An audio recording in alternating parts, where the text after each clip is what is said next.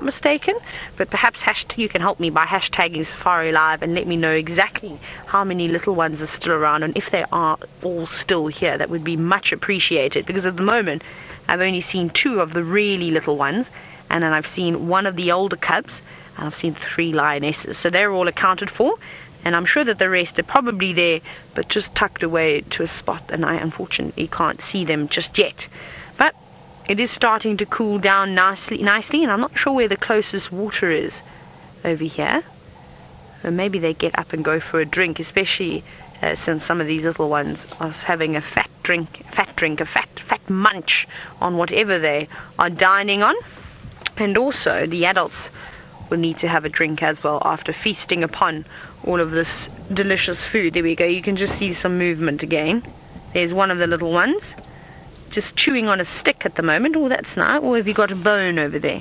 Now this is the fun part. No, it looks like it actually has a little bit of a bone of some sort, and it's just gnawing away on that, just getting the little bits of scraps. But they look very, very, very happy. Now there's even a couple of battlers that keep going over the tops of our heads every now and then.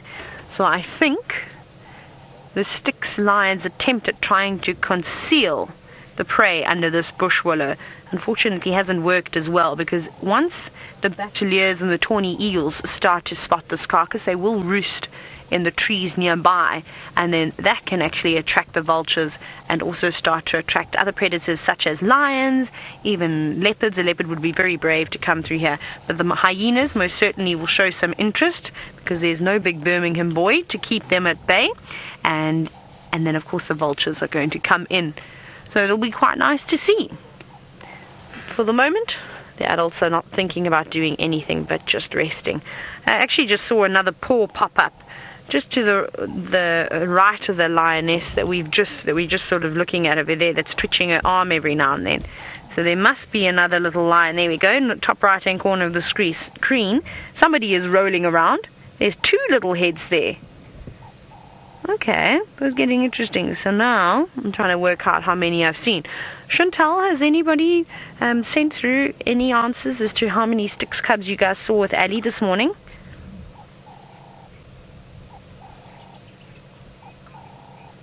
Ah, very. RC Bonnie, thank you very much. You said that there were indeed still 6. Well, that's exciting. That's good to know that the little ones are still around. I'm always worried about these little lion cubs, and as you know, the Styx lions have not had the easiest life. They've actually had some hard times. They had a serious battle with mange, and I'm hoping that the little ones are able to overcome it, but I can't even tell you what they look like just yet. But like I said, I'm sure if we're patient, we'll have to be patient, just as Ali was patient this morning, and that definitely paid off, and then hopefully we will get a better sighting of this lot. Now, there was, like I said to you, there was a Birmingham Boy that apparently was on Chitwa, but it sounds like it has moved off and gone elsewhere, gone a little bit further south. I was just having a chat with Ari just a moment ago.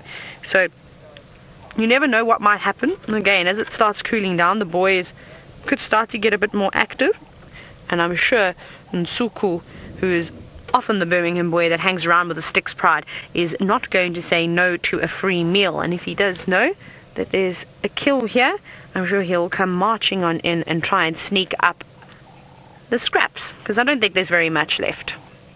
Oh wow, how exciting. So speaking of the Birmingham Boys, that's all I had to do, because one has magically appeared and Miss Ali, the Lion Whisperer, has found him.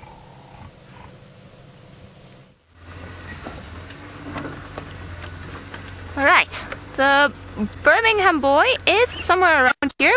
Everything definitely caught his attention, because then he got up and started walking, and he awoke from a very, very deep sleep. So I wonder what it is that he's got around here. We're going to be able to see him in just 1 second.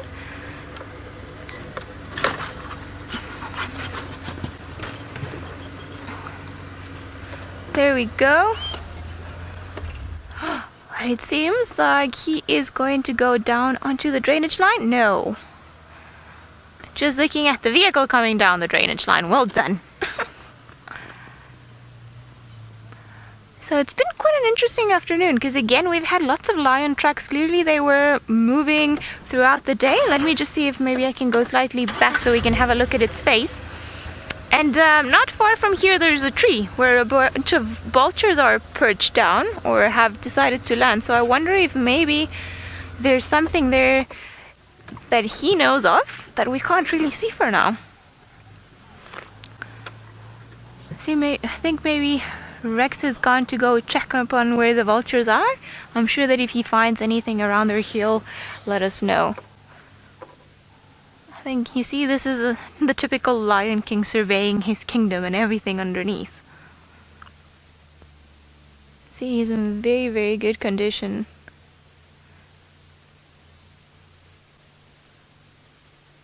I wonder what you're looking at. Hey, boy.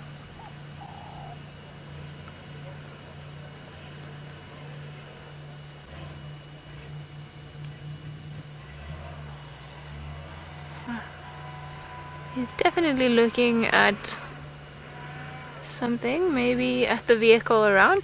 So it's quite interesting how they get very alert, because like we said, he was very, very deeply asleep, and all of a sudden his head was up and there was something making a noise around here that he decided was worth investigating. The Nkuhumas weren't seen this morning, so I'm sure maybe they're somewhere around. Maybe they made a call while we were all driving and we just didn't hear them, and he did, and he picked it up. Maybe there's another one of the males is around here. Wouldn't be too surprised. Suzanne, we're also wondering which one of the boys it is. We're not too close. We've decided it's not Nena, not Mfumo, and not Intinio. So I'm not too sure. Like I said, I'm still trying to get all of the Birmingham boys by name, so if you guys do manage to identify him and there's anything in particular that you think that is good once we manage to have a look at his face, please do let me know. There aren't any big visible scars, just lots of tiny little scars on the nose. And again, if you guys do manage to see anything, then it's a good idea to use the hashtag Safari Live and just let us know. I wonder, I don't think the view from the bottom is going to be a lot better. I think it's actually going to be roughly the same, because he's just sitting in a very tricky spot. He's choosing an area where he can see down below, he can see what's happening on the other side of the drainage line, and if he were to turn around he can see what's happening around here. But if anyone were to see in this direction, just because of the way he's lying down and all the trees around them, it wouldn't be too easy to spot him.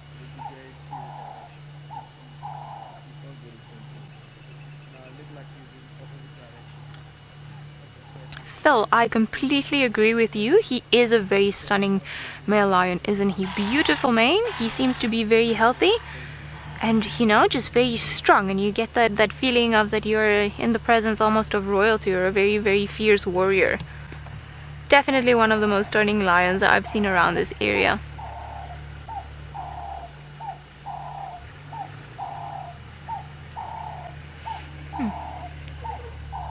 I wonder if he'll decide to turn around and look at us. We still don't know what it was that got him looking in this direction. There were some impala alarm calling not too far from where he was. So I wonder if the impala didn't perhaps spot a leopard, because this is not too far from the area where there were some leopard tracks in the morning.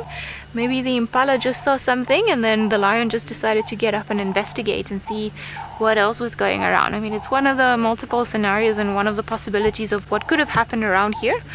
Like I said, one of the fun things about the bush is that you always try to piece the puzzle together, you know, grab the bits of information and try to put them together in a way that they fit, to try and explain what it is that you are seeing or why a particular animal is acting in a particular way. You can see all the battle scars on his back, but all of them perfectly healed. None of them particularly new. I wonder, are you sleepy now? Seems like whatever it was didn't really take up much of his interest. I think everything is settled now.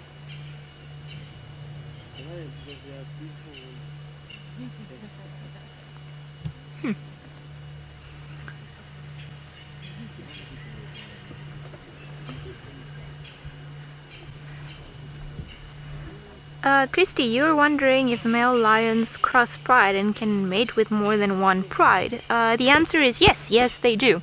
So a lot of the times coalitions or group of males, normally if it's more than one male, then it's easier for them to take over more prides, but they can sire different cubs for different prides. In this particular area, the Birmingham boys, we believe that they are the fathers of the cubs of the Nkuhumas and then the Styx cubs, the ones that we were looking at with Taylor a bit earlier today. So like I said, two completely different pride of lions. Pride of lions, the females would not tolerate each other. Oh, hello, you're giving us a bit of a nose. And the boys just divide their time in between patrolling the territory and spending some time with the different prides and then going up and down. So it is quite common practice for lions. It's not something that they do rarely. And I think, you know, the whole point of having a big territory and having a coalition and moving around is just being able to mate with as many females as possible and try to pass down their own genes. So having more than one pride that they are the dominant ones for, then it's a good way of achieving this goal.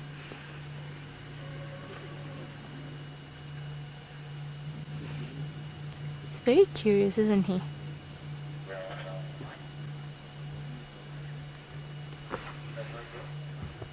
Tina, male lions can normally live between maybe 10 to 12 years old. It depends on different areas and the conditions. Some of them have been recorded to live slightly longer, until maybe they're about 15.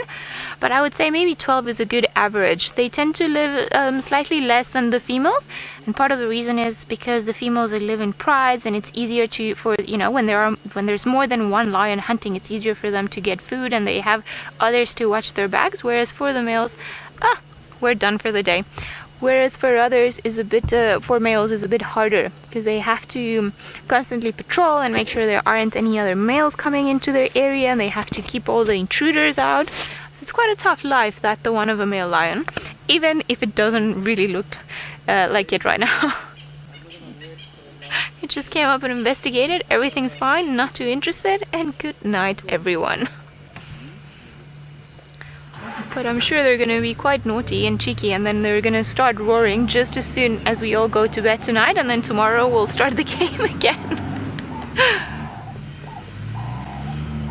I wonder, I have a feeling maybe this was the male we didn't manage to see this morning, because he was busy. There was one male that was reported to be at Little Gowrie, which is pretty much on the other side of the dam where he was initially found. So I wonder if maybe he's not the one that actually came from there and then moved across the boundary and came all the way around here. So very good chance that that is the one. Again, I'm not too sure which is the one that got seen this morning, but very good chance that it's him. We're gonna stick around with him for a while longer, maybe go and investigate if the vultures are really showing us to where there's a potential kill. But in the meantime, why don't we go to Taylor and the kill that's already been made.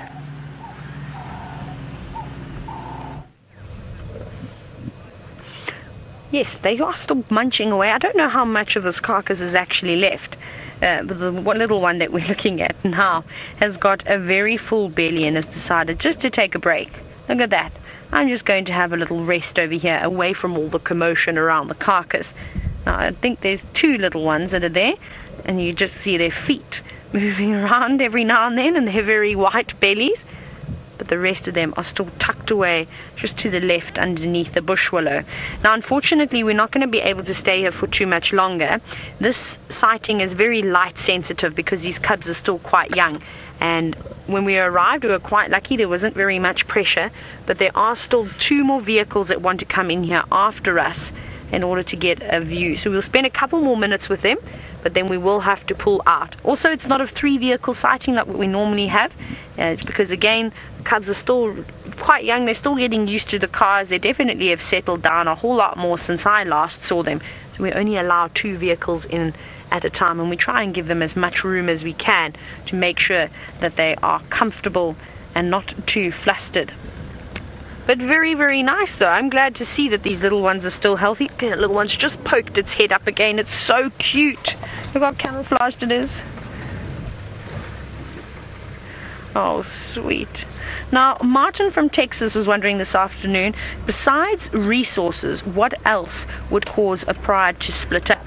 Martin, again, so many different things, like you said, besides take food and water out of it completely. New males coming into an area often cause huge disruptions amongst prides. We see that quite often, and that's sort of happened quite a bit down in the southern sands, where large coalitions of males have come through and stirred everyone up. All the lionesses are not very happy with the cubs. You can hear them growling every now and then.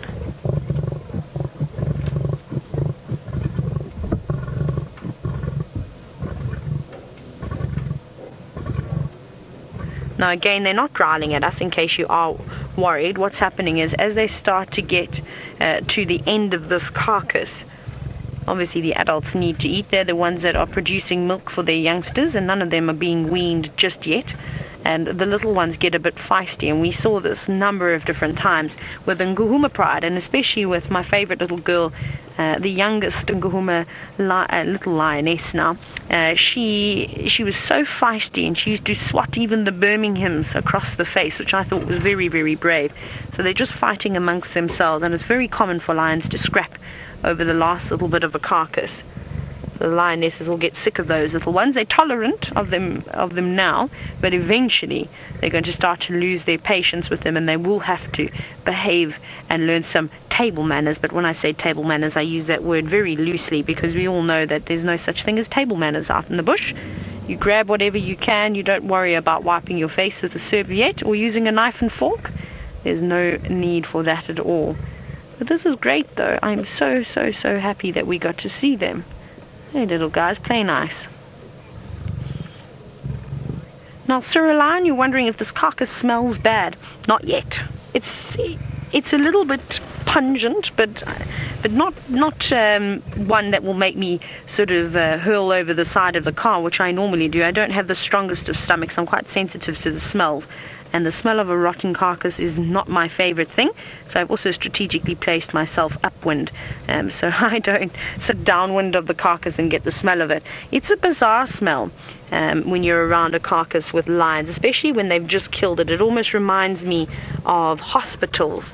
You get a very iron smell from the blood if they are feasting upon it, and it's not my favorite smell in the whole world. So I'm quite happy that they're almost finished it. They'll probably be done with it, I reckon, tomorrow morning or so. It wasn't particularly big. Yum. Yum, yum, yum. Now they're settled down again. I think those little ones are getting quite full now, because as we arrived, they were mainly feasting upon the carcass. So I think that they've had lots and lots and lots to eat already. And we saw the other one was almost bursting at the seam. Its belly was so full. I always like to think it looks like they've swallowed a beach ball. And I don't think they know where to stop either. They just keep eating and eating and eating. It's always very funny to see. But it's important that they gorge themselves and get as much as they can, because a clan of hyenas could come through here. Another, maybe two of the Birmingham boys come through here and chase the girls and their little ones off of the carcass, and that could be the end of it. That could be the last mouthful that they get. So they will try and eat everything as quickly and as efficiently as they possibly can. But I think what we're going to have to do now is we're going to have to call one of the other guides, and like I said, this is a very, very light sensitive sighting, and we want to give everybody an opportunity to come and see the bundles of joy that are the Styx cubs, and they are looking in much healthier condition. So that's really, really great. Wonderful. Craig, did you enjoy that? It was good. You happy to see some lions?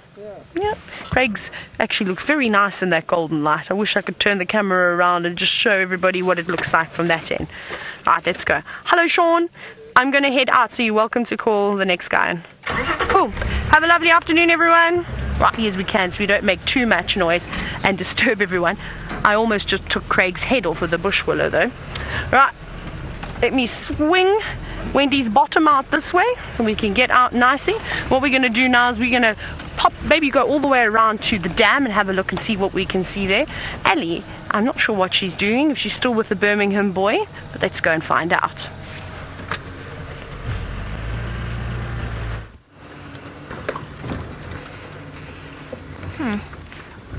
We were with the boy, but now we're going back again because we went to investigate that area where all the vultures were. However, we couldn't find anything, no signs of a kill or anything around, and they seem to just have moved off somewhere else. So I think maybe what did happen was that there was a leopard somewhere around this area, one that we clearly haven't been able to see, and that's what the impala were alarm calling, because the impala were alarming away from the lion, so they weren't really looking, they hadn't noticed the lion there. So when he got up and started looking around, then, you know, he had a typical look in his eyes that he wasn't too sure what was happening. But clearly not too bothered. He's still sleeping the same way we left him a few minutes ago. So I think we've come full circle. We've been able to see, you know, the Styx and their precious cubs and the kill, and then this is what a very tired male lion has to do during the day to recover from all the night patrolling that they've probably been doing.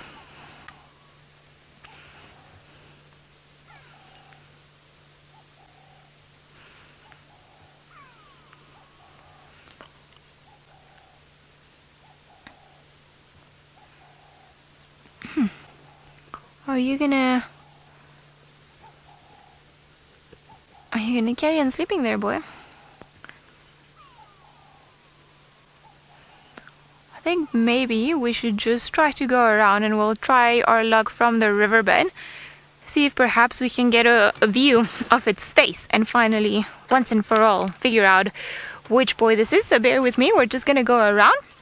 There's a way for us to go down the riverbed and all the way down here, and I'm hoping that seeing he's got his face there, that we'll be able to have a bit of a better look at who he is. So here we go, off on an adventure while the sleepy lion sleeps. Hopefully we'll be able to sort out this mystery.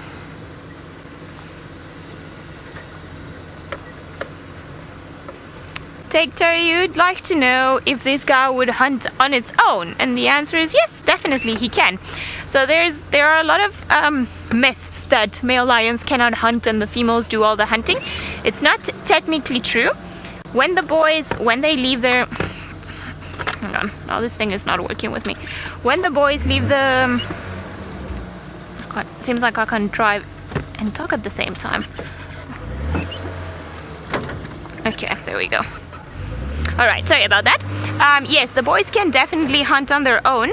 I wouldn't be surprised if he comes across an impala, maybe a porcupine, or just pretty much anything during the night. If he's got a good opportunity, then he'll definitely go for it and, you know, just make sure he's got a meal. I mean, the good thing about being on his own in this type of scenario would be that he can pretty much have the kill to himself. He doesn't have to share it with the rest of the family. Which, you know, it's good, because then it's more meat for him. Depends on what he hunts though, or what he manages to bring down. But yes, they can hunt in prides, and you'll see the females always hunt together, and then the males sometimes they're just very agile on their own. But normally with the cats, the lions and the leopards, if they're hunting by themselves, they rely on getting very, very close to whatever it is that they're stalking, and this is why they, you know, they go very, very still, and they go very slowly, and they take it quite easy. I mean, sometimes the stalking part of the hunt can take 40 minutes, 20 minutes, just to make sure that they are able to get as close as possible to the animal to then be able to pounce on them. Because yes, they can be very, very quick and seconds, but they can only sustain the speed for a few minutes. Well, see, we're gonna carry on going down the drainage line and see if we get any luck, but in the meantime, let's go to Taylor, who's got a very, very loud and funny looking bird.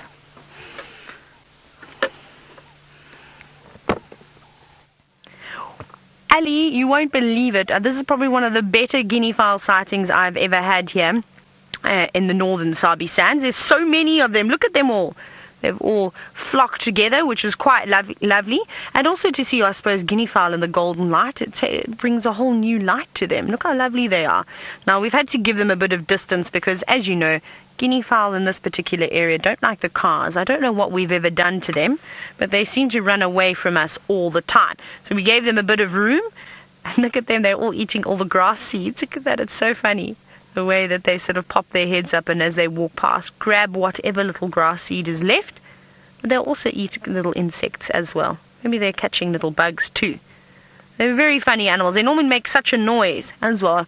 It would be nice if a leopard would pop up somewhere, because we just see a flash of black feathers with white little spots on them, all trying to get to a high point, avoiding the predators. And also good watchdogs, I suppose, to have around, because they do let you know if there is anything about that shouldn't be lurking about. How cool is that?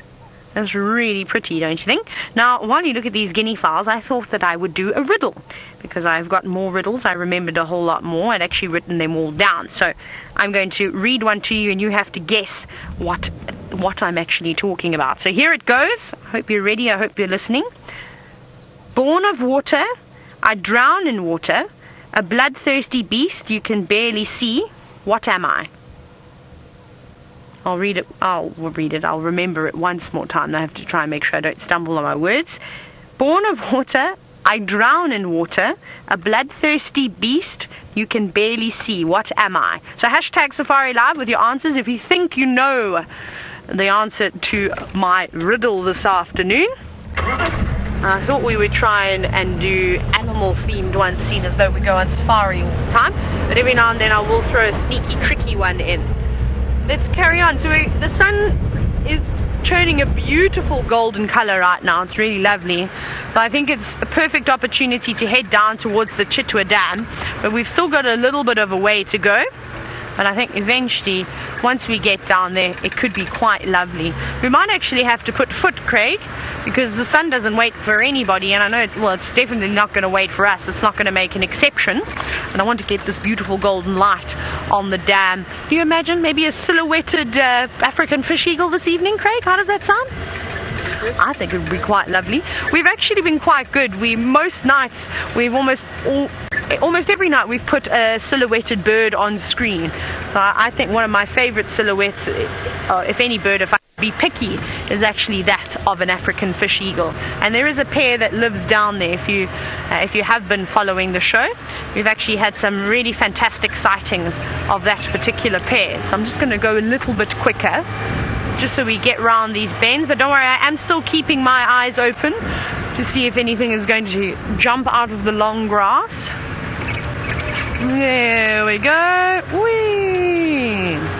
Not really much out here today, just a couple of impala and then that big flock of guinea fowl that we've just seen. Not even an inyala today.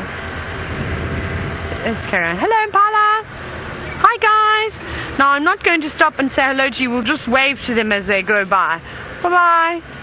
And we'll carry on towards the dam, which I can just see in the distance. It's actually not far from me at all, but we have to go through a very tricky spot. There are some gremlins that hide away in one of these drainage lines, so we better be careful about that. Whee! Ooh, some answers. Right, I'm ready for them, Chantal.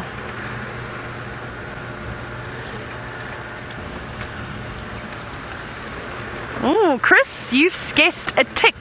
Close, but unfortunately not the correct answer. Are there any more?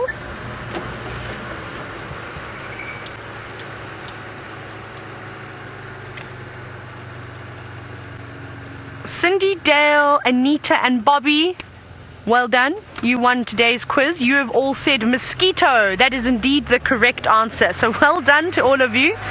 Very good. I'm still going to have to try and find the hardest riddle I've ever seen in my entire life to try and stump all of you, because you're all way too smart for me. But we'll do another one tomorrow morning, and I think with the one that I'm going to do tomorrow, I'm going to stump all of you. Oh, Craig, what did you just catch? An insect. Craig was miraculous. As I turned around to look into camera, Craig just did a little ninja move and grabbed something out of there. I don't know what it was, but it's gone now. Hey? Can you do that with chopsticks? Can you catch flies with chopsticks? Because then I'll be very impressed if you can do something along those lines. Okay, well, here comes the little gremlin patch. I don't want to get caught into it. And sneaky here. I know every time we go down into this little dip, we do lose signal. Okay, we'll give it a bash then.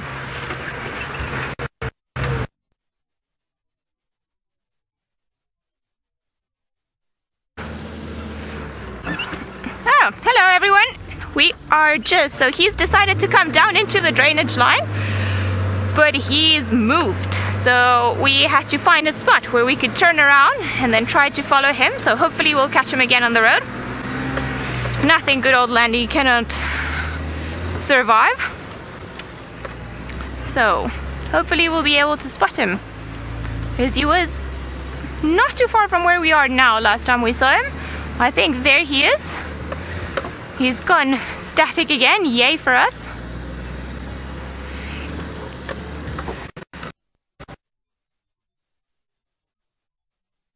Please.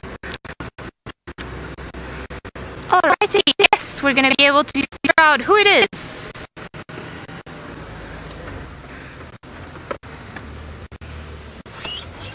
There we go. Hello, boy. Good to finally see your face.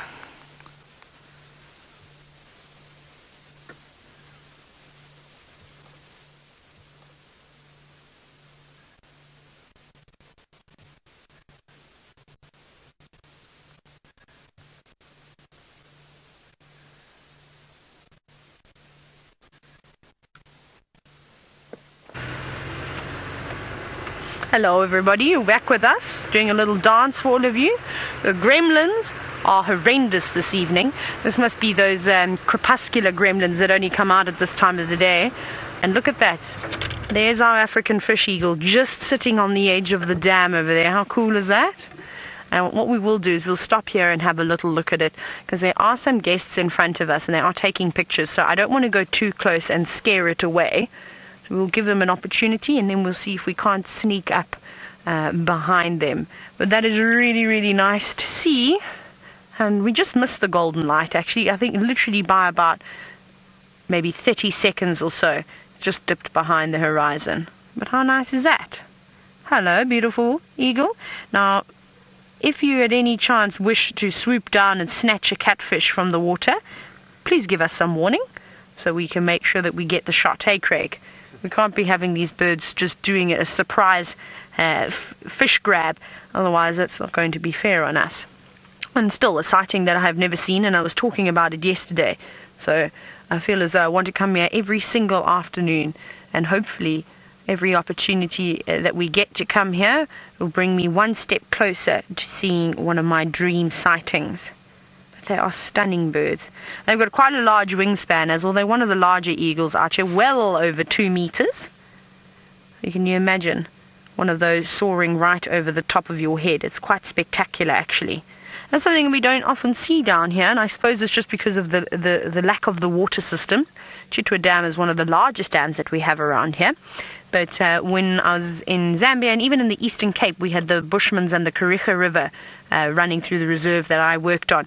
And often we'd see the fish eagles soaring about above our heads and hearing that call, just as common as turtle doves would call, even more so in Zambia. Hello, beautiful. Well, I hope you're getting some nice screenshots. Remember, if you have taken any screenshots today, we do love to see them afterwards.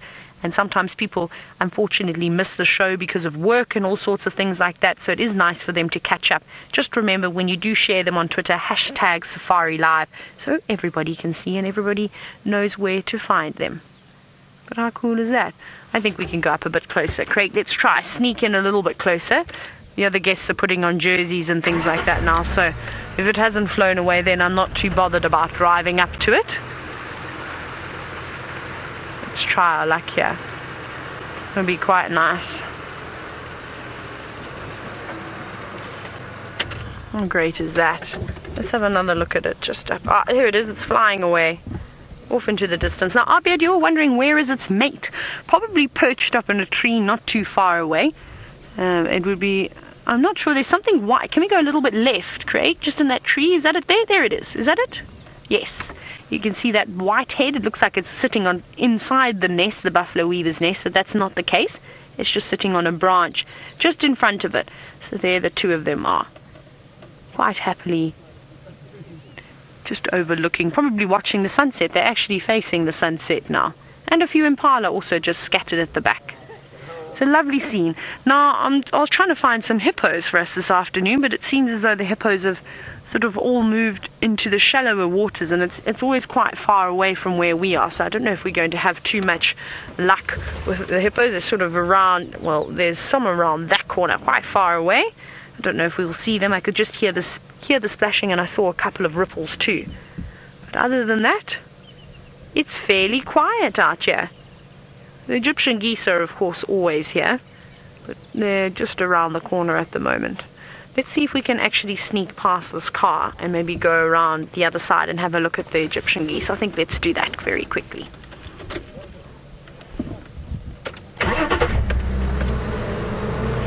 Right, let's quickly sneak past here and go off and have a look at some Egyptian geese. Hello, hello, everybody! Right, let's keep going.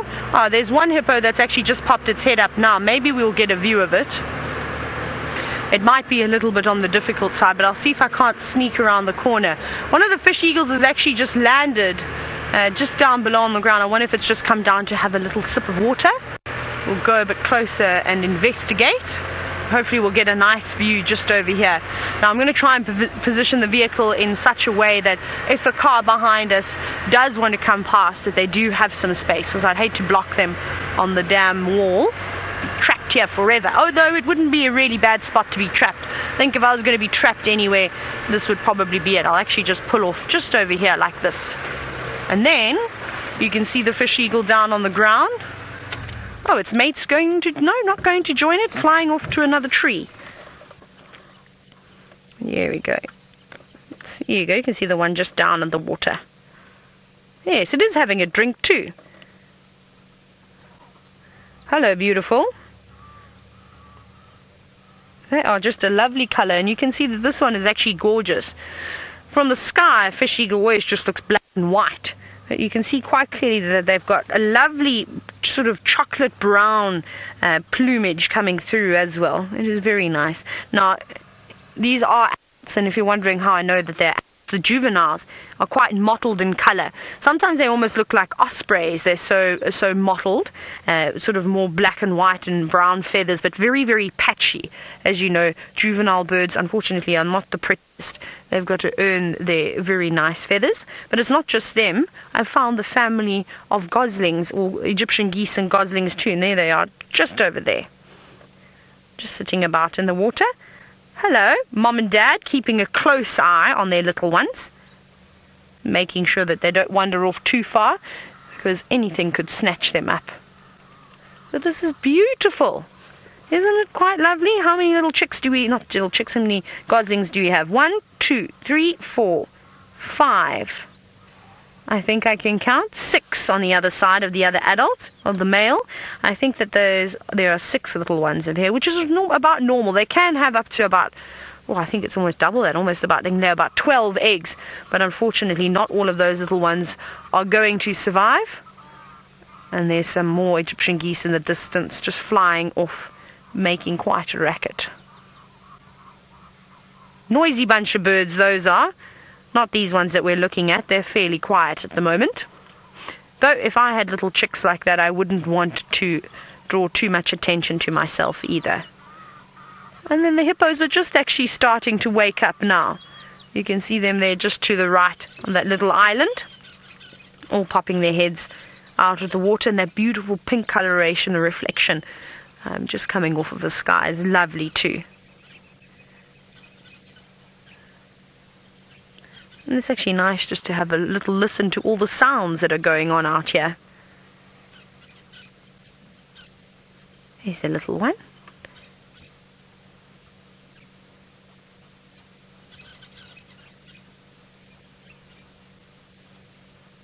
Very peaceful, isn't it? Very, very peaceful. Just listening to the movement of that water, and then of course the chirping of all of the birds. But it's getting a little bit dark. I think we're going to have to move on now from the dam, and I'm going to send you across all the way to Brent in the Mara, who has found himself a hyena. And there's a hyena den below Angama, and we've been trying to figure out where it is, and I think I know I have a clue. Now, that's quite far away. I didn't think it was right up in the gully, because oh, I don't know, every time it rains, the hyenas would get wet. So I was quite convinced it's down in this lower forest section. And these are the hyenas that come up and raid camp on a nightly basis and make lots of lovely noise during the night. We can hear them whooping, cackling, and chasing each other about. So there's Angama right on the top there. There we go, you can just see the deck of North Camp. Isn't that gorgeous? Stunning. And so quite exciting. I'm definitely going to have to keep an eye on this spot. I think there might be a den down there, but we're not going to off-road there yet. I don't think we can actually get there. I think there's quite a big river in the way, but it would be a really good place for the hyenas to have a den. There's a mound that looks like it's got some holes on the other side, but that's a really fun way, and well, for me, a very important way while we try to figure out the animals of the Mara to spot that hyena resting right there. Now, of course, until our other vehicles arrive and now we can stay out a bit later, we are now going to shoot up the hill and homeward bound. And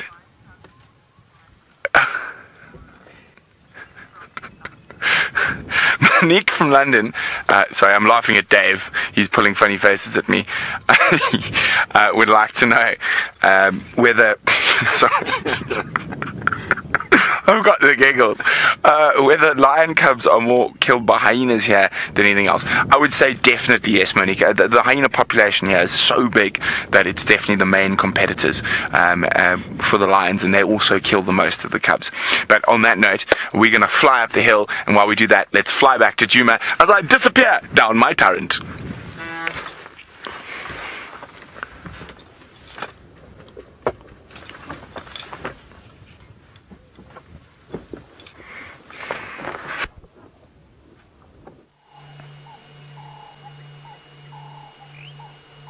Alrighty, we've managed to stay with this fantastic lion, who we're still not too sure who he is, so if you guys have any idea, please do use the hashtag SafariLive and let us know.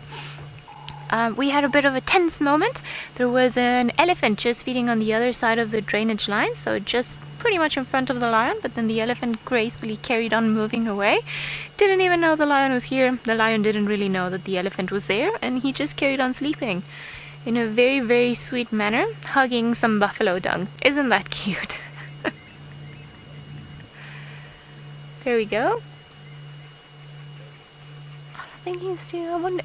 These guys walked a lot last night, and I'm sure they've been walking during the day. He's quite tired. For quite a while, it seemed like he wanted to get up, and we are confident in the fact that likely as the sun starts going down, then he could potentially roar and then, you know, just say to everyone that he's here. But so far he seems to be quite sleepy and enjoying.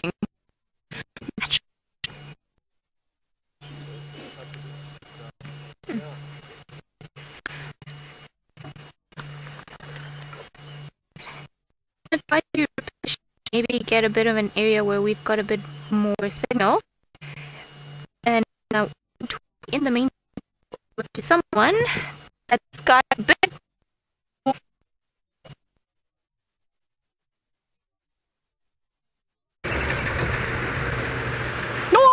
again, back with me again with my jersey on. Craig's put his big jacket on too. It's getting nippy. Sorry about that, of course. Like I said, the crepuscular gremlins this afternoon. If you're wondering what gremlins are, it's just a little cute term that we give the little bad signal patches, of course, that we occasionally get out here. But we're back and well, doing all sorts of wonderful things. Now I think what we're going to do now is we are making our way back towards Djuma, and if you remember this morning, Rexon had found Shongile's tracks around Treehouse Dam. We didn't see any tracks crossing out and into Little Gowrie again over Gowrie Main. However, they were headed in the block towards a small quarry where we have seen Osana and Shongile before. So I think we'll go straight up towards there, have a little scan around the quarry, and then carry on towards Shibamu, and then weave our way back around towards a Treehouse Dam and have a look around there. And you never know, we may get lucky and found our little princess. And I know that all of you will be filled with joy if we can bring Shongile to your screens, because she's been absent for quite some time now. So that's the idea. Let's hope that everything goes according to plan.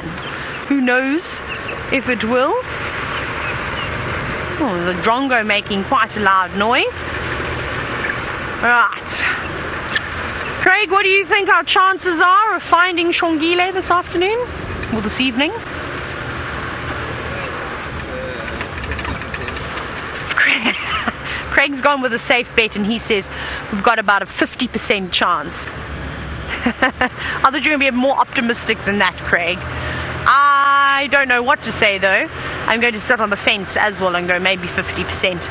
It's so difficult to try and guess where these animals are going to go, especially when they're so young, and the predicament that Hosana and Shongile have found themselves in is not particularly the easiest situation, and I think that they're coping quite well with the circumstances. So good on the two of them for being able to survive without the care from their mother. That's incredible. It just shows you that Karula had definitely prepped her little ones for the worst, which is quite nice. Right, through here we go, up we go. Whee!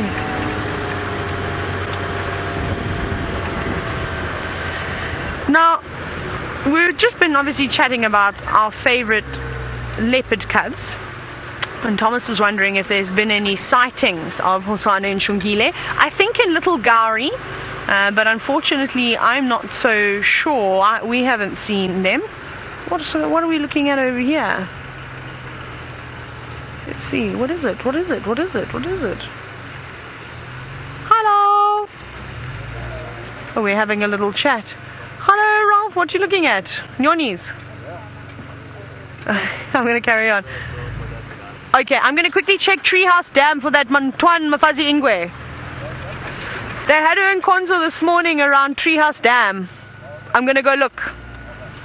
Just quickly having a chat to Ralph. He's sitting with his guests. They were looking at some birds. I'm not sure what bird they were looking at. It was deep in the thicket. So they were just having a stop there.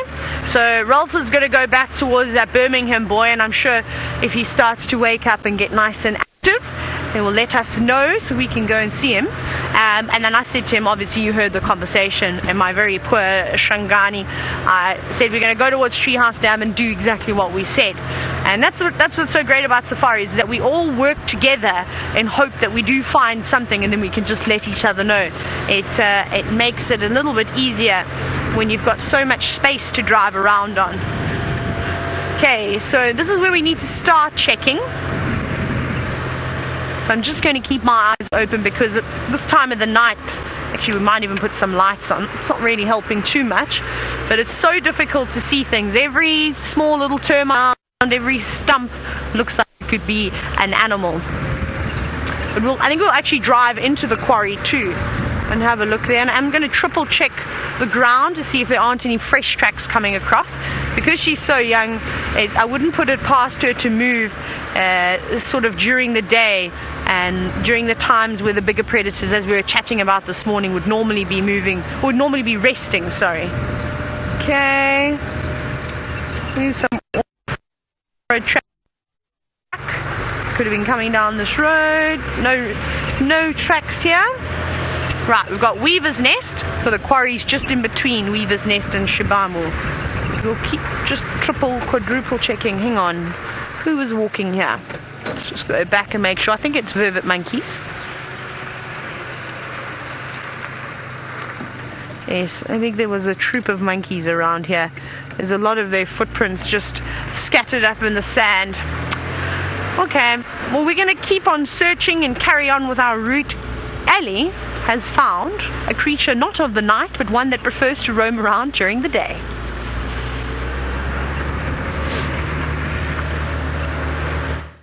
We have found a very big creature that pretty much owns the day just because it's the biggest one around. The elephant. We came searching. We left the Birmingham Boy in the drainage line, and this was the elephant that we were telling you about that came around, and he was, while we were busy down here in the drainage line, so he was up here looking at us. So then he went across and carried on around here, and we came looking for him, and he was graceful enough to show us where we're supposed to go, I suppose. All the way in front of us. Ah, you see, naughty elephant. There is a pipe on the road. Not too sure where this pipe leads onto, but you see the damage that elephants can do, especially when it comes to water in the dry season. I don't really think this pipe has any water going through. I think he is actually just playing with it.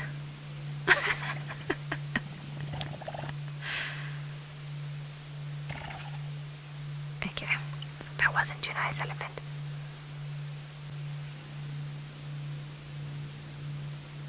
I will definitely have to figure out if this pipe has any sort of function, because the Ellie has now decided to pretty much rip it apart.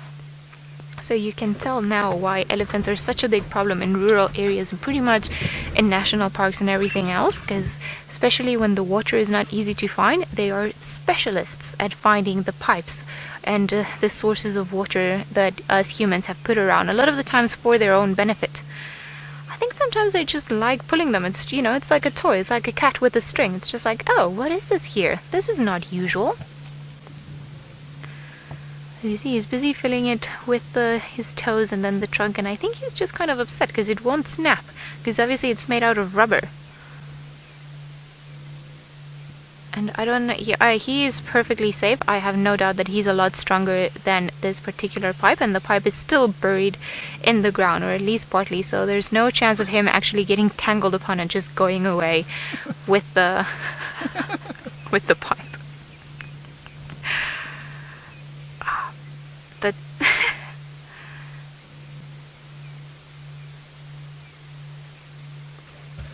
list. Our elephants down here are lighter in color than the ones compared to the Mara. I believe some of the ones in the Mara or in certain areas of Kenya also sometimes get a bit of a red coloring to them.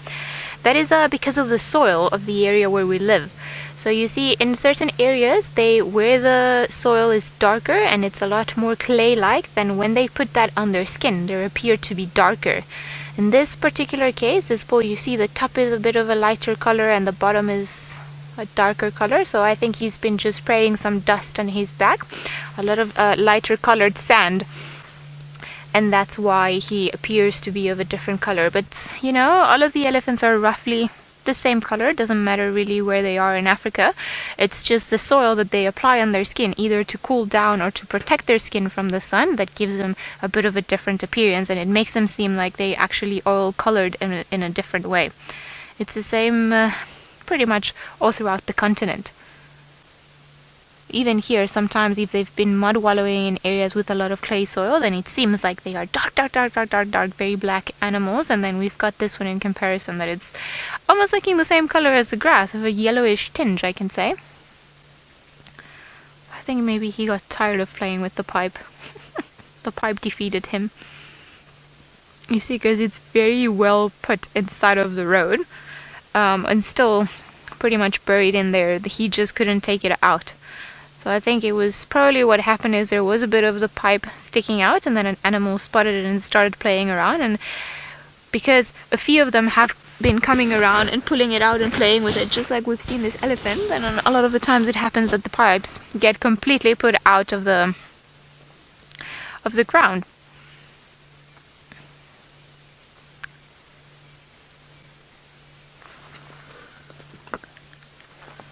I wonder if he's gonna go back to the pipe.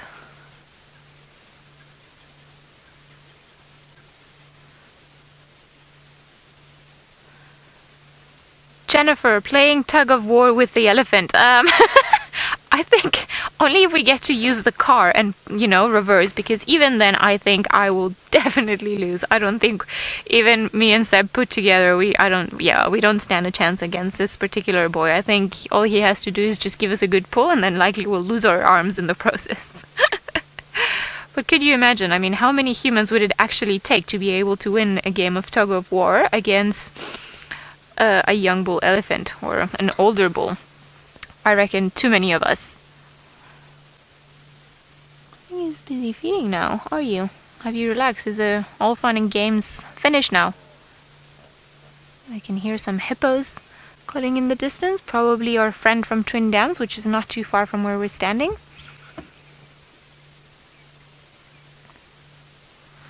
So, let's just go slightly forward. See if maybe we can have another look at the Ellie. And the pipe. It's almost like he was dancing. It reminded me of those hippos in the movie Fantasia, you know, when they start moving around and so on. He was quite graceful, I must say. I think maybe from here we'll be able to see him nicely, because there are a few trees in the way if we go any forward.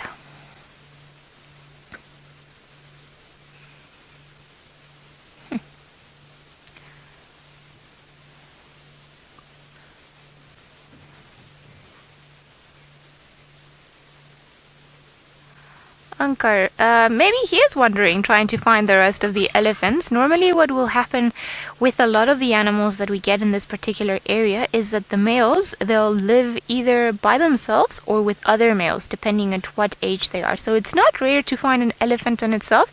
You see he keeps putting his trunk up, so I'm sure he's busy smelling, probably looking for a herd. Maybe there's one that's not too far away from here. Maybe he's just busy trying to find them. And then when we see a lot of elephants together, that's normally the females and the youngsters and the younger males, whereas the boys, they do exactly what this one has done. They just pretty much seem to stay on their own for most of the time, and then they'll come into contact with a herd, spend some time there, maybe, you know, just greet, socialize, see if there are any that are ready to mate, and then carry on. We are just going to drive over this poor pipe, which we'll definitely have to report just in case it serves any purpose. Although it's a bit far away from the lodge, but you never know. Maybe it's used to pump a pan or something along those lines, but obviously the elephant has now destroyed it. See if maybe we can have a second and last look at our friend. Oh, very nice. Let's see if we can see him. I think maybe if I go like this, we'll be able to see him. No, he's just standing underneath what looks to be a torchwood tree. Very, very pretty scenery, but unfortunately there are too many trees in between us and the elephant. I don't know how we're going to be able to see him.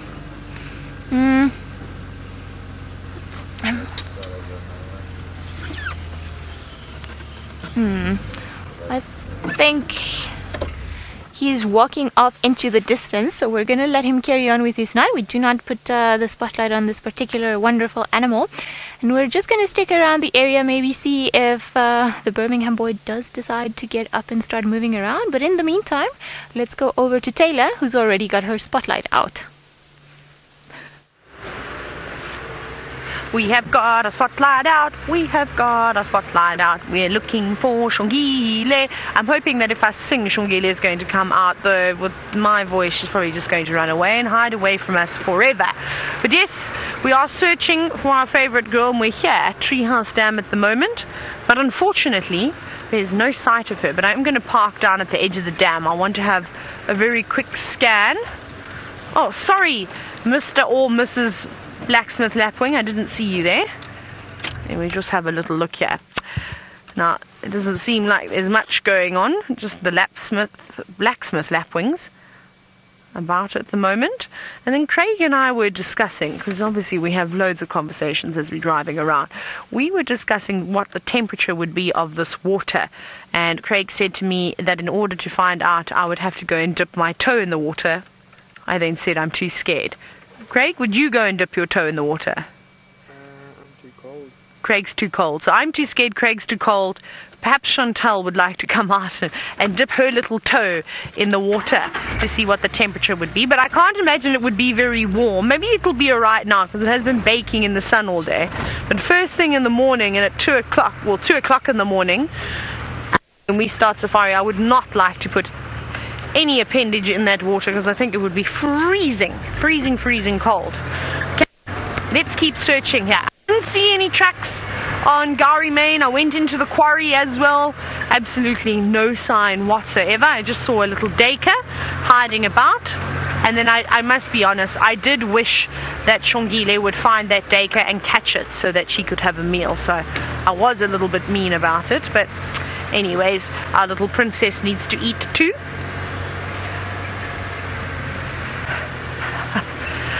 Now, Vincenzo, you said that I must find you a chameleon.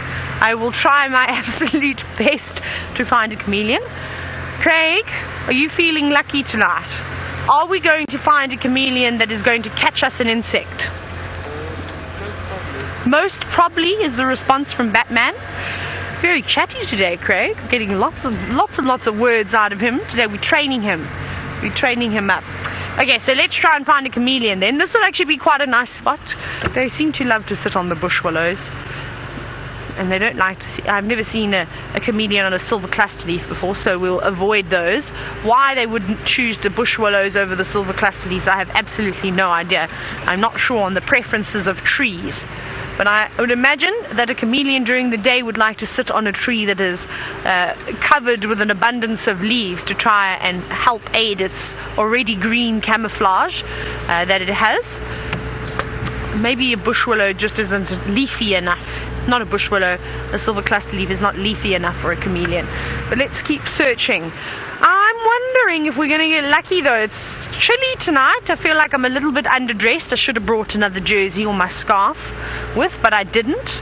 So I'm going to have to learn my lesson and freeze tonight. But that's fine.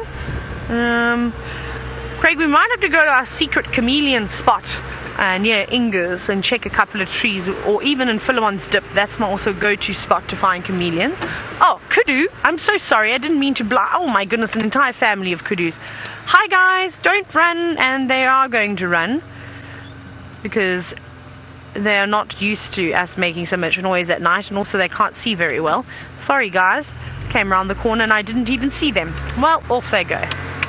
They'll be alright. Let's carry on. Oh, hang on, there's also a spot here where I've seen chameleons before. Ooh, a nightjar. Can you see it in there, Craig? I don't want to put too much light on it because I don't want to disorientate it, but can you see that? There we go. Just in the middle of your screen. What I've done here is I've just put the light probably about a meter away from the bird, and we just illuminate. Oh, it's just coming off of it. I think that's a fiery necked nightjar. Looks like it. It doesn't have as much white as the square-tailed nightjar has. They seem to have a little bit more sort of speckled whites on it. It does look like it has a fiery sort of neck, that sort of rufous color around the face. Can you see that? And beautiful. That is a lovely shot. Very camouflaged. And a great night for a nightjar to be out. It's clear skies, so they are able to perform their special hawking movements. And I don't know if you saw there was a couple of shadows of insects actually flying around, and that's exactly what that bird is looking for. It's looking for the silhouetted shape of a grasshopper or a moth or something that might be jumping around, and then see what it just did there? It jumps up and then it lands back down in the grass again, and hopefully it would have caught something. I don't think it got lucky that time though. Thank you, Nightjar. It was nice. I've only been hearing them, haven't really been seeing too many of them. Now there's a tree here where I've seen a chameleon a couple of times, so let's just check it out very carefully and see if we get lucky enough to spot it. No. See, it's normally in this tree over here that I see this chameleon, just along the bottom. But tonight is not the night. Craig, can you see anything? I can't see any. No. Nope. This is a chameleon-less tree. We will keep finding the chameleon trees. Let's keep going. I actually accidentally shone the spotlight on the tree, and there was a little dove sitting in it, but it will be alright. It had its bottom facing us. Alright, let's look carefully. Now, I always favour one side of the road when searching for chameleons, because I feel as though you should give all your focus to one side. But tonight I might change it up a little bit, and I might have to jump from tree to tree. We'll also check the marulas. Sometimes there's a sneaky chameleon in the marula trees. Come on, come a chameleon. Oh, I'm in a very singy mood today. I have been off the Lion King songs. I was on Lion King songs this morning, but I'm actually in my head, besides Come a Chameleon, I've been singing the Nightmare Before Christmas songs, which was an animated movie that was created by Tim Burton in 1992, the year that I was born. It's my favorite movie in the whole wide world, and it's got great sing-along songs to it as well. So I've got a whole lot of those tunes in my head, but I shan't bore you with them because they've got absolutely nothing to do with animals. It's got to do with Jack Skellington and his crew. Okay, Let's see. Okay, we're about to go into Philemon's Dip. Maybe we get lucky here. Now, as we drive around, we've seen some nocturnal animals. We saw that nightjar now. And Gabby, you were wondering if we see bats. Yes, there are definitely bats around. The ones that we see most often at this time of the evening are the microchiropteras, so the insect-eating bats, not the particularly big ones. And, of course, thereafter, insects. So you do see them, but it is very difficult to try and put a bat on screen. The only one I might be able to show you is Batman, if he's so kind. Hey, Craig? No, he's not talking to me anymore now. Just a thumbs up. There you go. Gabby, you saw kind of a bat. Not a real one, but a human Batman. So, but yes, those things, I don't know how the camera dudes, I don't think that's the right word to call them, but our wonderful men who man the cameras are able to catch the bats, and every now and then when they do swoop low enough you can get a sighting of them, but quite a difficult one. I haven't seen any bats tonight though, but that might also have something to do with the fact that maybe as we're coming into the cooler months, not coming into winter, there aren't as many insects around, so bushwalks are quite difficult at the moment, just because there's not a lot of insect life, and the hornbills keep eating all the grasshoppers, and they seem to be the only insect that's really around at the moment. Them and a couple of spiders here and there. But if we see a bat, Gabby, Batman will try his absolute best to use his echolocation to call his friends, and maybe they will hang upside down on a tree for you. But I don't know. Craig, can you do that? Can you summon bats? Is that a chameleon? Please be a chameleon. Yes, it's a chameleon. Chameleon was, is it? Oh no, I don't know. Yes, it is. Oh, I had a mild heart attack for just a moment there. I think what I'm going to do is, Craig, I'm going to jump out quickly. I'm going to be sneaky. Let me just check that there's no lions around that want to perhaps eat me.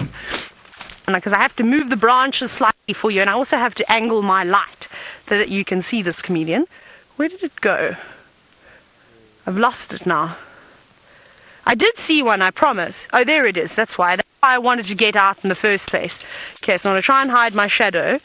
Don't be scared, chameleon. It's just pretend I'm the wind. Just pretend I'm the wind. Can you see its little face now? Is that better, Craig? There it is, just sitting. Again, not a small one. A bigger one, it's just looking around going, not Taylor again. I'm sorry to bother you, chameleon, but I hope you hold on tight and have a lovely night. So there we go. Chameleon. But not catching any insects. Just ready to have a little rest. And it's holding on so tight. I'm going to see if I can move this leaf with my finger, because I want to show you its little feet. Look at that. Look at this tight little grip. Can you see its feet, Craig? Look at its little feet. It's holding on for dear life. It probably thinks that there's a huge storm. But don't worry, it's just me, and I promise I'll leave you alone. It's actually looking at me, giving me the evil eye, saying, you better let me go, or else. And I don't want to find out what or else means with a chameleon, so we shall let him stay. Bye, little chameleon. Put you back gently. We'll cover you back up with the leaves. Be safe. Right, let me jump back in the car before I get eaten by something. Oh, now I'm blind. That wasn't very clever, running in front of the LED light like that. I should have known better. Natural selection. Okay, let's carry on. Cool, well, I'm so happy because we actually found an animal that we set out to find. And we got the bonus nightjar. Now we just need Craig to call his bat friends. I don't know if he will, though. That was quite nice. Right, let's get the spotlight out again and see what else we can find. And now, Gabby, who was asking about bats a little bit earlier, you're also wondering what type of chameleons do we get. So, that was called a flap-necked chameleon, and it's the only species of chameleon that we see out here. We might actually see some more because it's quite warm. As we sort of head to higher ground, it warms up quite nicely. Coming out of Philemon's Dip, that drainage line is quite sort of dark and dingy, a bit of water, so it is a lot cooler in the evenings and first things in the morning. So I think we might see some more if we come up here. But you get many different kinds of chameleons. I think one of my favorites has to be the dwarf chameleons that you see along the coast of South Africa. You get the southern dwarf species. and they're really tiny. They're almost about only half the size of the one that we just saw, and that was a fully grown flat-necked chameleon too, about the size of my sort of fist. So not particularly large, not like the panther chameleons of Madagascar, which are fairly large. Now this is where we found the other one the other night that had the katydid that landed on the branch just in front of our chameleon, but wasn't interested in it, so we'll see if he's still around. They do sort of hang around on the same tree for quite some time. Was it here, Craig, or was it I think it was in this one, hey? Doesn't look like it's here. Was it further on? I've forgotten. No, it doesn't look like this one that we had is home. Let's check here. Let's sneak. We're going to go towards Inga's, where Jamie and Brent used to stay. Well, they always stay when they come back to the Sabi Sand. Tristan and Ali are now staying down this side, and Sebastian. Let's have a look on their little driveway to see if we can perhaps find any chameleons that are waiting to come for movie night tonight, where they're watching probably Madagascar. No, I don't know what they will be, what chameleons will watch. Woo! I'm going to actually close this gate very quickly. No, does it have a remote? Or I think it has a remote, eh? Or do we pull it? I'm going to just very quickly see if I can pull this gate shut, because sometimes you get unwanted visitors coming in here. The odd hippo and the odd... Yes, we'd just pull it. I don't think I would have been able to have done that if I needed the remote to open it, but it's very important that we do. Let's try and keep that closed, because otherwise the elephants get in there and then they get trapped in there. And remember, and the hippos, remember Brent told the story of the hippo that walked on the deck. We don't want to be having a 2.0 version of that. We'll just keep that closed. Right. Well, I suppose we'll keep searching for other critters of the night. Maybe some more chameleons. Who knows, a civet or a white-tailed mongoose. But nope, never mind. We're not going anywhere. You're staying with me. Ha ha ha. You're stuck with me. Right. Let's see. Now I've also seen chameleons up here, and you see now I've gone chameleon bonkers this evening, and now that's all I want to find, because I still haven't broken my record of. I did see 4, but I didn't put them all on camera, so it doesn't count. So I'm going to get 4 chameleons in a row, but I feel like I'm going to have to wait until next year to get another opportunity to do something like that. I feel as though I had my chance and I just needed to be better, as Kirsten would say. Just be better. Right. Oh, this is another shrub where I see one. Maybe, let me search carefully. We actually saw one during the day here. Remember, I spotted it that evening, and then we came past you, we found it, and then we made James look for it in the tree. And it took him a while, which was a bit cheeky of me, because I knew exactly where it was going to be sitting. But we love playing tricks on each other. No. Our dear friend that used to live in this bush is not living here anymore. He's moved out. I think he's been spotted one too many times and thought, well, camouflage is not working on the shrub. Let's try another one. No, nothing on these ones. Let's go down the middle road. Oh, hi, Nyala. There's some Nyala. I'm just going to dim my lights, because I don't want to blind them. But look at that horizon, actually. Oh, wow, that's really beautiful. I'm actually going to duck my head and get my big blonde ponytail out of the way. Isn't that pretty? With a beautiful dark blue and then the orange just at the base of the horizon, and the beautiful silhouetted combination of trees between marulas and giant silver cluster leaf trees. It is lovely. And peaceful too. Very peaceful, in fact. Lovely. Right, let's carry on. Ali has finally dodged some gremlins. Let's go and see how her evening is going.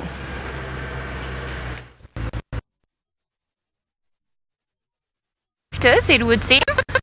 So we are searching for pretty much anything. I'm so happy you guys got to see a fantastic chameleon. I haven't seen one for ages.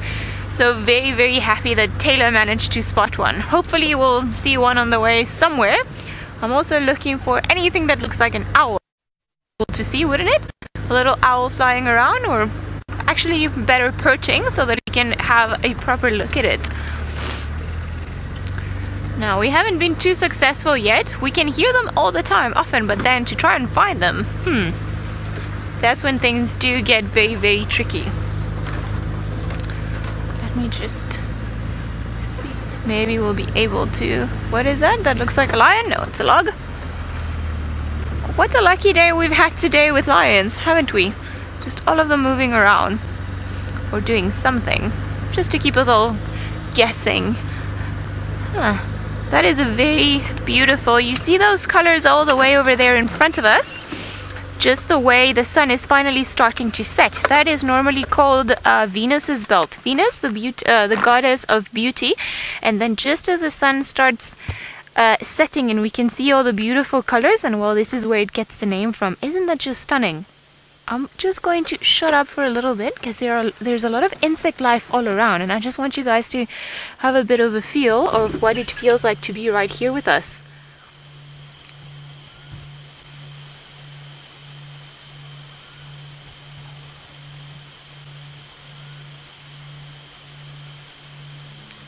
Here's some of the birds in the distance.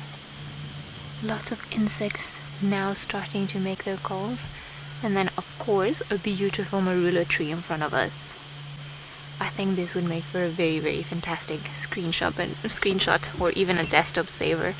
I know that I absolutely love the sunsets, and I'm pretty sure Mr. James Henry would agree with this particular sunset and me, saying he takes such fantastic photos of them. Isn't this just stunning? It's very peaceful, very quiet.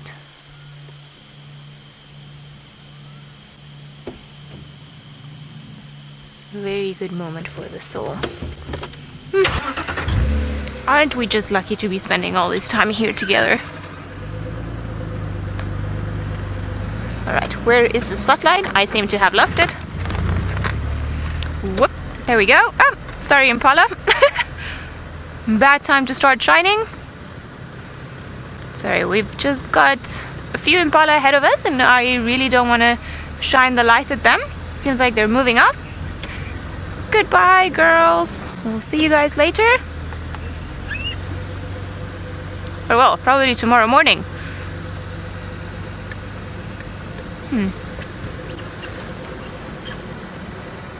Right. Let's all just think positive thoughts, and maybe we'll find a leopard on top of one of these marulas.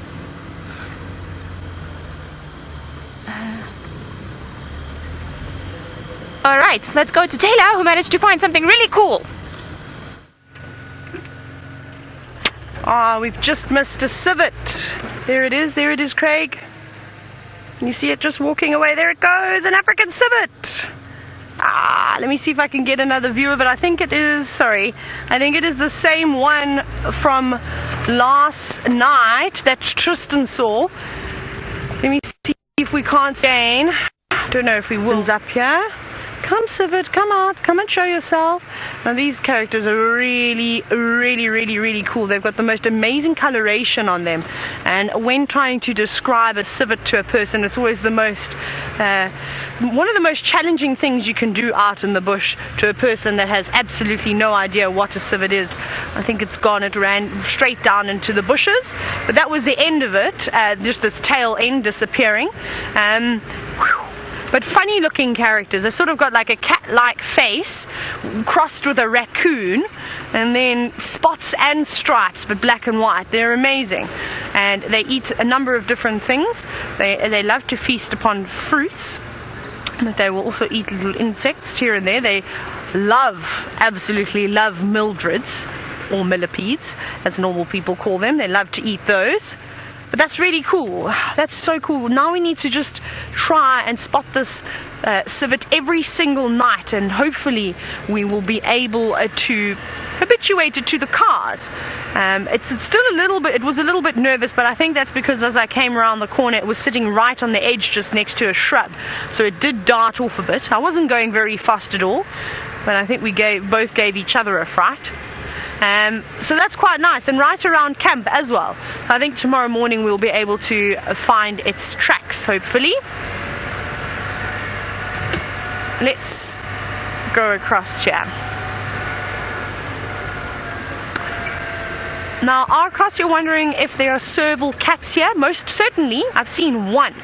I had a very brief sighting of it off Battalier Road. However, I have had many serval sightings in the southern sands. I've had some really, really great sightings. My favorite sighting was I heard birds alarming, and then was watching a rhinoceros actually, and this rhino chased the serval out of the bush and then gave us the most incredible sighting of it, and we watched it. It was just being so relaxed, and we got great photos. And then Mandlev, which is one of the lionesses in the Southern Pride, and they sort of live around Sabi, Kirkman's, Lion Sands, that type of area. And then the next minute, I must actually find the video and I'll show you, but I had Mandlev right next to my car, literally using my car as cover, and she'd come and she was stalking the serval. I didn't even know she was there. Another car actually radioed me and said, "Taylor, there's a lion behind your car," because we were so fixated on the serval, because it was a serval and we don't get to see them very often. So that was really, really, really cool. She didn't catch it, she sort of chased it off, and the serval ran for its life. And I think Mandlev was just having a little bit of fun, to be honest, but it was really cool. So what we've done now is we've actually come around here. We've coming towards Galago Pan, and because of all the lioness activity we've had around here, I thought I would just pop in and have a little look around to see if we can't spot anything. But sadly, there's not much around here. Just a couple of scrub hairs, but we won't bother them too much. Excuse me, Mr. and Mrs. Scrub Hair coming through. We'll go back around. Let's see if we can spot that civet again. Maybe we've done a loop, we've given it a bit of a excuse me, let's given it a break, and maybe it will come out again. Let's go try our luck. It's actually been quite a pleasant drive this evening, not too bad. A little bit quiet here and there, but I definitely think the sightings that we've had now towards the end have made up for it. I'm sure you're all very excited to see that civet. I am too. Let's go look for it. Craig, have you seen many civets in your days? Not that many. So that was pretty close then, eh? Right, we're going to quickly give it another bash and see if we can find the civet. Ellie's on her way to the Hyena Den. I hope that she has some luck.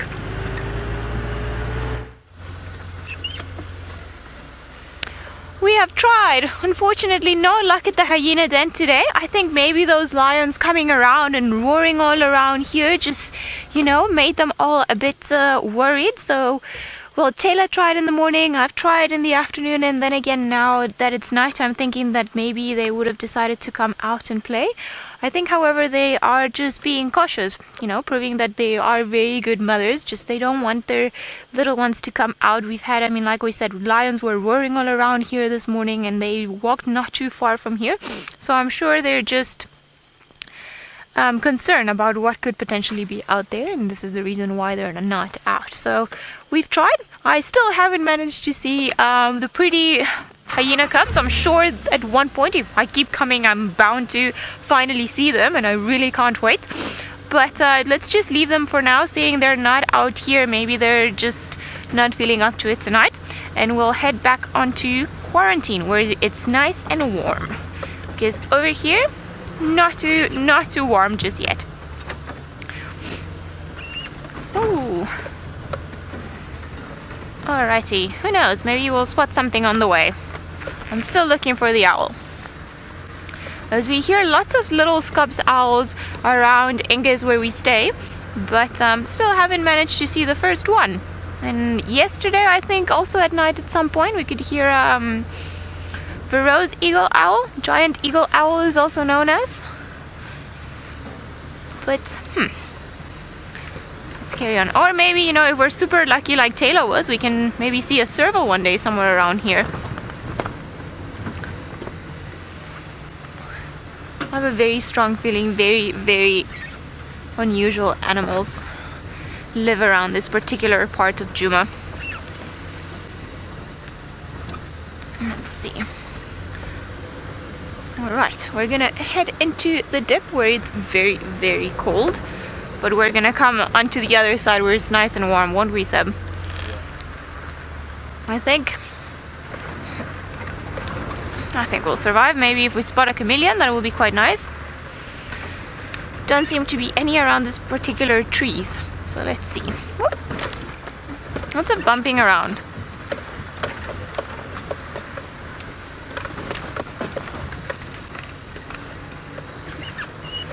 The difference, Hector, between a male and a female chameleon. Normally it's just relating to size. At least with the species that we have around here, they both look pretty much the same, but the males tend to be slightly bigger, and then they've got this flap underneath their neck that they inflate to try and ward off other potential competitors. But for the ones that we get around here, they pretty much look the same. I mean, chameleons rely on being able to blend with their environment to be able to survive. So if they weren't able to do so, then they wouldn't really be really good chameleons, would they? But I am not sure if maybe in some other parts of the world there are, you know, more specific differences between male and female chameleons. I know that around certain areas, particularly in this area, the traditional or the cultures that live around here, they don't particularly enjoy chameleons. They fear them as animals that bring bad luck. There's a bush baby jumping around there, so I don't know if maybe you can see him. I think he's just jumped out. There we go. I can just see the eye. There we go. Yay!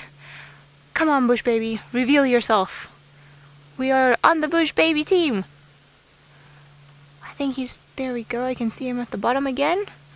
And I think there's another one jumping around. I think if you zoom in there towards the lower branches where the big stick is, I think around there, that's where I can see the eye every now and again. There it is. Yay! We managed to get him. Very excited to see one of the tiny little creatures of the night jumping around as we close our sunset safari. Yay! Well done, little bush baby. Thank you for coming to us. Thank you for saying goodnight. We have absolutely loved having all of you on our drive today. Very happy we got the bush baby, and we'll see you guys on the sunrise safari bright and early tomorrow morning.